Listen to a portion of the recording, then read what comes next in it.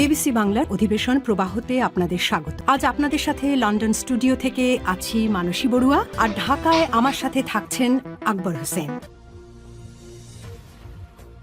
বাংলাদেশের সর্বশেষ গুরুত্বপূর্ণ আপডেট সংবাদে আপনাকে স্বাগত। শুরুতেই সংবাদ শিরোনাম, পরে বিস্তারিত। প্রথমেই জানাবো আমাদের হাতে থাকা সর্বশেষ গুরুত্বপূর্ণ সবথেকে তাজা আপডেট সংবাদ। গণভোট অধ্যাদেশ জারি।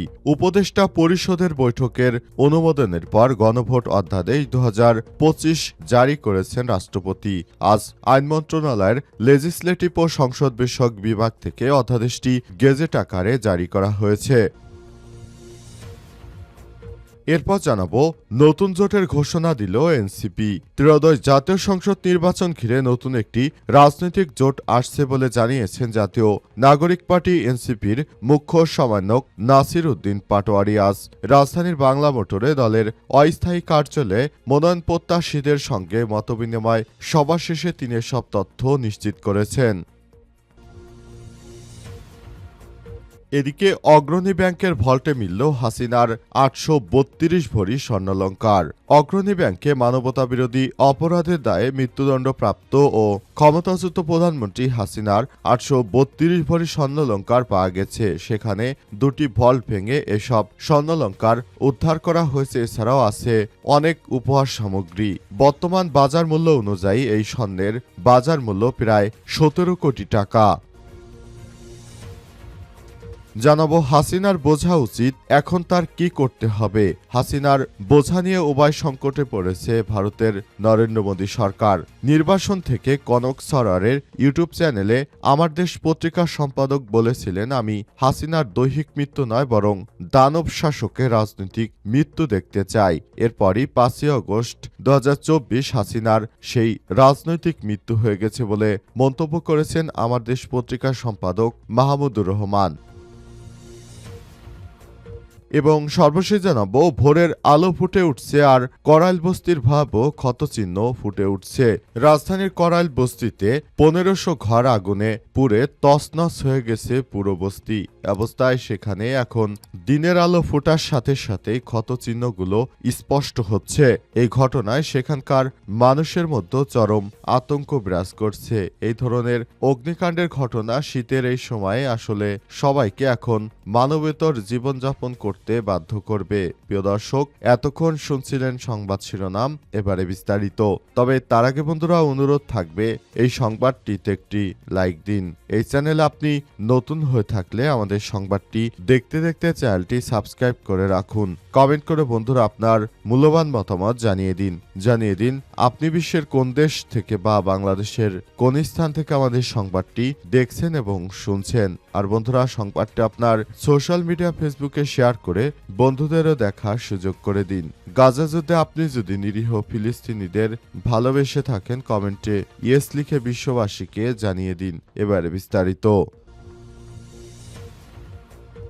গণভোট অধ্যাদেশ জারি।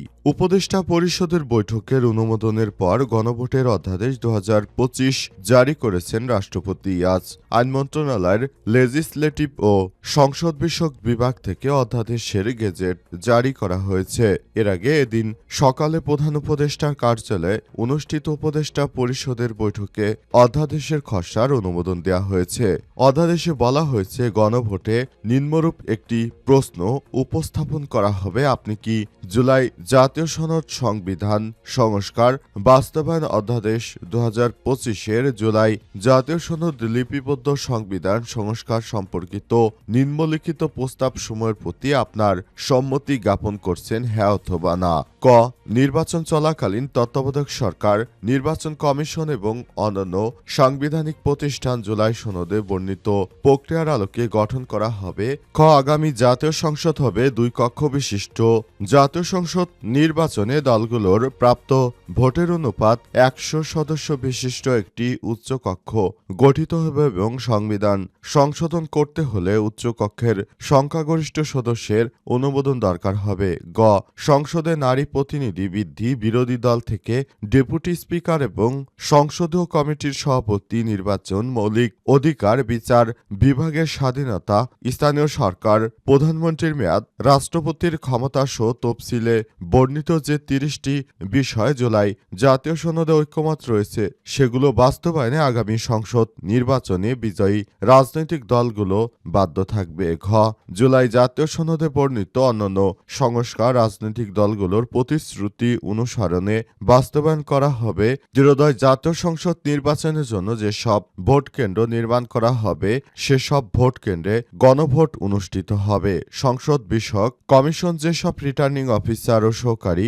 রিটার্নিং অফিসার নিয়োগ এবং অধিদের ক্ষেত্র নির্ধারণ করা হবে সেসব রিটার্নিং অফিসার ও সহকারী রিটার্নিং অফিসাররা গণভোট অনুষ্ঠানের জন্য সংশ্লিষ্ট অধিক্ষেত্রে নিযুক্ত হয়েছে বলে গণ্য হবে বলে অধ্যাদেশে উল্লেখ করা হয়েছে।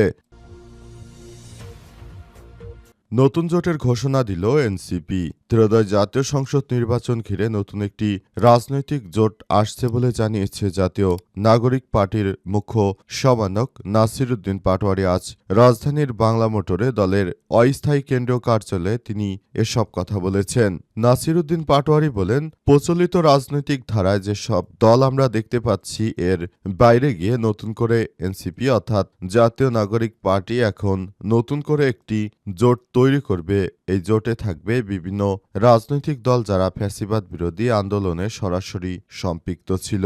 কোনো ইসলামপন্থী কিংবা কোনো বামডানপন্থী কোনো রাজনৈতিক দল নয়, বরং যারা জুলাই আন্দোলনে আমাদের সঙ্গে একত্রিত ছিল তাদেরকে নিয়ে আমরা এই জোট গঠন করতে চলেছি। উল্লেখ্য, এই জোটের মধ্যে কয়েকটি দলের মধ্যে রয়েছে আমার বাংলাদেশ পার্টি, এবি পার্টি, এছাড়াও রয়েছে জাতীয় গণতান্ত্রিক পার্টি জাকপা। এছাড়াও আলোচনা চলছে ভিপি নুরের গণ অধিকার পরিষদকেও কিভাবে যুক্ত করা হয় এই পার্টিতে, সেভাবে আলোচনা করা হচ্ছে। আগামীতে এই পার্টি হবে বাংলাদেশের সবথেকে বড় রাজনৈতিক শক্তি বলে জানিয়েছেন তারা। ইতিমধ্যেই নাসির উদ্দিন পাটোয়ারির আগে আমার বাংলাদেশ পার্টি, এবি পার্টির মুজিবুর রহমান মঞ্জু এই জোট সম্পর্কে তার নিজ নির্বাচনী এলাকায় তিনি কথা বলেছিলেন। অগ্রণী ব্যাংকের ভল্টে মিলল হাসিনার ৮৩২ ভরি স্বর্ণালংকার। অগ্রণী ব্যাংকে মানবতা বিরোধী অপরাধে দায়ে মৃত্যুদণ্ডপ্রাপ্ত ও ক্ষমতাচ্যুত প্রধানমন্ত্রী শেখ হাসিনার ৮৩২ ভরি স্বর্ণালংকার পাওয়া গেছে। সেখানে সংরক্ষিত দুটি ভল্ট ভেঙে এসব সম্পদ সন্ধান পায় জাতীয় রাজস্ব বোর্ড, এনবিআর, জাতীয় গোয়েন্দা সংস্থা সেল। গতকাল রাজধানীর দিলকুশায় অবস্থিত ব্যাংকটির প্রধান কার্যালয়ের ভল্ট দুটি জব্দ করা হয়। একই দিনে হাসিনার নামে রক্ষিত পূবালী ব্যাংকের একটি শাখা একটি ভল্ট খোলা হলেও সেখানে কিছু পাওয়া যায়নি। সিআইডির এক কর্মকর্তা আমার দেশকে বিষয়টি নিশ্চিত করেছে। তিনি বলেন, গত ১৭ সেপ্টেম্বর গোপন সংবাদের ভিত্তিতে খবর পেয়ে লকার দুটি জব্দ করেছিল সিআইডি, কিন্তু হাসিনা ভারতে পালিয়ে যায়। আইনগত বাধা থাকায় এতদিন সেগুলো ভাঙা সম্ভব হয়নি। অবশেষে আদালতের অনুমতি নিয়ে গতকাল লকার দুটি জব্দ করা হয়েছে। এ সময় ৭৫১ এবং ৭৫৩ নম্বর ভল্টে ৮৩২ ভরি হাসিনার ব্যক্তিগত ব্যবহারের জন্য এই সোনাগুলো রাখা হয়েছিল। বর্তমানে ২ লক্ষ টাকা ভরি হিসেবে এই স্বর্ণের বাজার দর ১৬ কোটি ৬৪ লক্ষ টাকা। অগ্রণী ব্যাংকের লকারে স্বর্ণালংকার ছাড়াও বেশ কিছু উপসামগ্রী পাওয়া গেছে বলে জানিয়েছে। রাষ্ট্রীয় তোষখানায় সব সামগ্রী জমা না দিয়ে ব্যক্তিগত লকারে রাখা হয়েছিল। এতে আইন লঙ্ঘন হওয়া হাসিনার বিরুদ্ধে আরেকটি মামলা হতে পারে বলে ওই কর্মকর্তা নিশ্চিত করেছেন। ১০ সেপ্টেম্বর রাজধানীর মতিঝিলে অবস্থিত সেনা কল্যাণ ভবনের পূবালী ব্যাংকের কর্পোরেট শাখায় শেখ হাসিনা নামে থাকা ১২৮ নম্বর লকার জব্দ করেছিল সিআইডি। তবে গতকাল ওই লকারে তেমন কিছু পাওয়া যায়নি। হাসিনার বোঝা নিয়ে উভয় সংকটে ভারত। নির্বাসন থেকে কনক সারোয়ারের ইউটিউব চ্যানেলে বেশ কয়েকবার বলেছিলাম, হাসিনার দৈহিক মৃত্যু নয় বরং দানব শাসকের রাজনৈতিক মৃত্যু দেখার খুবই আকাঙ্ক্ষা আমার। ২০২৪-এর ৫ই আগস্ট তারিখে বিপ্লবের চূড়ান্ত সময় গণভবন ছেড়ে দিল্লিতে পালিয়ে গিয়ে হাসিনা তার রাজনৈতিক মৃত্যুর ঘণ্টা বাজিয়ে নিজেই বিদায় নিয়েছেন। বাগাড়ম্বর প্রিয় হাসিনার পলায়নের ৮২০ বছর আগে ১২০৪ সালে গৌড়ের রাজা লক্ষণ সেন একইভাবে রাজবাড়ির পেছনে দরজা দিয়ে পালিয়েছিল। তখন তুর্কি আফগান জেনারেল ইখতিয়ার উদ্দিন মোহাম্মদ বখতিয়ার খিলজি অশ্বপৃষ্ঠে তলোয়ার হাতে মাত্র ১৭ জন ঘোড়াসওয়ার নিয়ে সদর দরজা দিয়ে ঢুকে পড়েছিলেন। সেই ক্ষুদ্র অগ্রগামী দলের পেছনে অবশ্য বিশাল মুসলিম সেনাবাহিনী এগিয়ে এসেছিল। লক্ষণ সেন দুপুরে খাবার ফেলে আওয়ামী লীগের মার্কা নৌকা করে পালিয়েছিলেন, আর হাসিনা পালালেন বহনকারী বিমানে চড়ে। লক্ষণ সেনের মতো হাসিনার ভাগ্যে দুপুরের খাবারও সেদিন জোটেনি। চলমান মাসে ১৭ তারিখ গণহত্যার অপরাধে আদালতের বিচারক মৃত্যুদণ্ড ঘোষণা করলে মুজিবকন্যা রাজনৈতিক মৃত্যু ত্বরান্বিত হয়েছে। তবে ফ্যাসিস্ট শাসকের সেই প্রত্যাশিত মৃত্যু শেষ পর্যন্ত চিহ্নিত করেছে হাসিনার কর্মীরাই। কি আনন্দ আকাশে বাতাসে! পাঠকরা হয়তো ভাবছেন ওরা আবার ওখানে কি করলো। প্রশ্নের জবাব, আমাকে ২০১৩ সালে ফিরতে হচ্ছে সেই ফেব্রুয়ারি মাসে মাওলানা দেলোয়ার হোসেন সাঈদীর বিরুদ্ধে আইসিটি আদালত মৃত্যুদণ্ড ঘোষণা করলে এর ব্যাপক ও স্বতঃস্ফূর্ত আন্দোলনে সারা দেশ অচল হয়ে গিয়েছিল। ২ দিনে পুলিশের গুলিতে প্রাণ হারায় ১৫০ জন বিক্ষোভকারী। অসংখ্য মানুষ গুলিতে কাঁদানে গ্যাস ও টিয়ার গ্যাসে আহত হয়েছিল। হতাহত সবাই, কিন্তু জামাত ইসলামী দলের সমর্থক ছিলেন না। দলমত নির্বিশেষে তারা কেবল দেলোয়ার হোসেন সাঈদীকে প্রচণ্ড ভালোবাসতেন বিধায় তারা রাস্তায় নেমে এসেছিলেন।